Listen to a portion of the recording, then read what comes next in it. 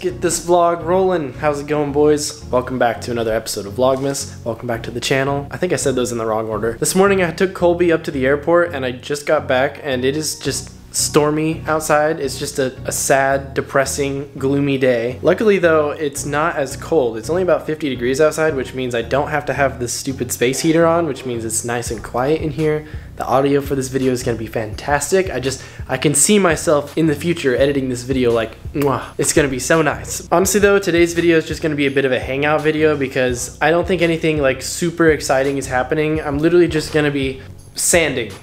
Again. I think I've just claimed the title as the sanding YouTuber because that is just 90% of what I do on this channel, and today is no exception because I'm going to be sanding even more off of this freaking bumper. So what we're sanding specifically though is those holes that I cut out a couple days ago. Even though I made them cut to shape, they're still like a rough cut. I need to just put in some work with some sandpaper and get them like really dialed in because these turn signals have to fit nicely. I showed it briefly in that video of me just kind of like generally testing them, but as you can see they kind of fit, and maybe on camera it looks pretty good, but it's just not. It's not good. They need a lot of work, and today we are putting in the work because I can't have this looking like crap. Okay, these are gonna look good.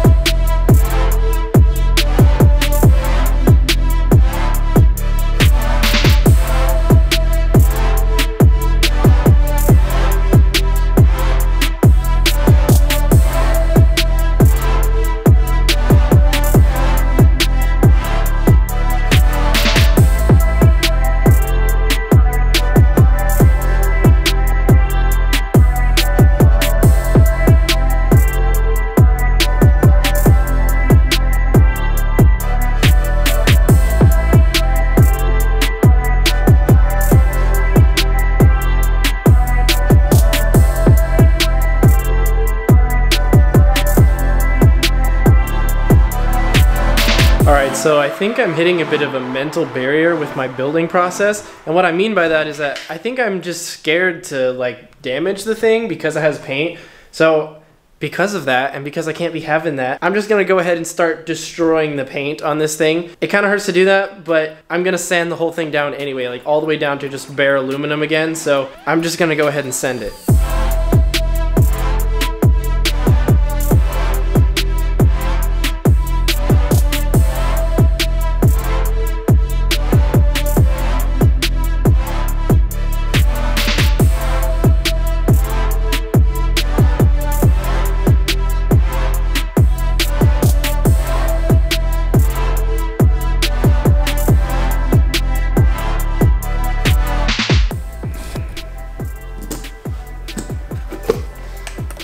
Ugh, I hate wearing this thing. I was just thinking to myself, like, I wonder how many hours I have logged with this mask on. It's just a ridiculous amount of time with it on. It has served me well at this point. So, I have pretty much ruined the paint. I don't think it's recoverable. Yeah, no, that's down to fiberglass right there. And the reason I did that, I mean, I explained it briefly, but I feel like I've been holding back. Like, I don't want to like damage too much because I spent a lot of money to get it all painted and everything, but it's like, screw it. I'm gonna redo the whole thing, so I might as well just destroy it, and then I won't feel as though I need to be careful with this thing and I can just finish building it. But anyway, I put some tape over the turn signals though because I don't want to just destroy these. These need to stay in good condition, but I've been putting a lot of work in to try to get them to line up. And as you can see, they're still not quite perfect, but they line up pretty good. Like that's pretty dang close. There's still a little bit of waviness on that line right in there near where that hole is, but that's obviously a detail that I can work out later. I think the main thing was just making sure that that little bend is equal on the top and the bottom, which took a pretty good amount of time to make sure that they were both perfect. This side needs a little bit more work, but same story over here. It lines up pretty well and I'm happy with it for now. I'm gonna take a little bit of a break, and I might not even come back to it tonight because I need to spend some time cleaning up the garage, because tomorrow we have, I'm doing a project that's not related to the Mustang. Jason has a friend that needs some help with his car. We're putting like new headlights on it or something. I'm not entirely sure what we're doing. It's a bit of a surprise to me, but wow, it's already dark. I was in there for a few hours and It's just nighttime already. Wow, okay, anyway, before I was rudely interrupted by myself, I was just explaining how tomorrow Jason and I are doing a job for a friend of his, so I need to clear out the garage. So this video, I'm kind of like cutting the work a little bit short because I'm just gonna clean off camera. I don't think you guys really want to see that. But I still have a little bit to talk about before the end of this video because a lot of you guys have been asking about the GT350 rear bumper because, I mean, if you guys have seen my older videos, or not that old, like 2 months, it was only like 2 months ago. If you've seen those videos, you know that I have the front and rear bumper. So just real quick, I want to go ahead and update you guys. Ta-da! Here it is. Don't mind the toilet paper over there. We just went to Costco. But yeah, so this is the GT350 rear bumper. I've put a lot of work into it so far. If you guys have been watching for a little bit, you'll know that I've been kind of building this up because when I got it, it came with a warp. And honestly, a warp is, I mean, it's time consuming, but in my opinion, it's better than it coming in like different pieces and having to mold it together. Like at least my bumper was in one piece. If you know anything about these Duraflex bumpers, it's kind of a risk that you take when you buy these because sometimes they fit pretty good. Like I've had some of you guys that have reached out to me and been like, yo, I don't know what all the fuss was about. My bumper fit perfectly. And I'm like, yeah, must be nice. Pretty soon I'm gonna work on this again. I honestly kind of I burnt myself out a bit. Like I was just sanding this thing for hours and adding on more fiberglass and sanding it and adding more fiberglass and sanding it and adding more fiberglass and sanding it. And it was too much work on just one body piece. So my new approach is gonna be like work a bit on the front. If I start getting tired of working on it, move on. Work on the back for a little bit. If I start getting tired of that, move on to something else. Do some sort of mod. I'm gonna try to mix it up a little bit because there were just like 4 videos right in a row that were all kind of the same thing. I mean, they were slightly different because I was working on different areas and it was making progress, but I wasn't enjoying doing that repetitive, monotonous bodywork on this thing for such a long time. So that's what's going on with the rear bumper. I also need to put in some more practice at the machine shop because some of you will remember that I don't have rear brackets that work very well. Like the bumper is gonna need a new way to mount onto the car. So I'm gonna do some more designing and stuff and maybe make some rough draft pieces, kind of like I did for the turn signal thing, like something similar to this, but slightly different because it's gonna mount onto the chassis where the stock brackets go. So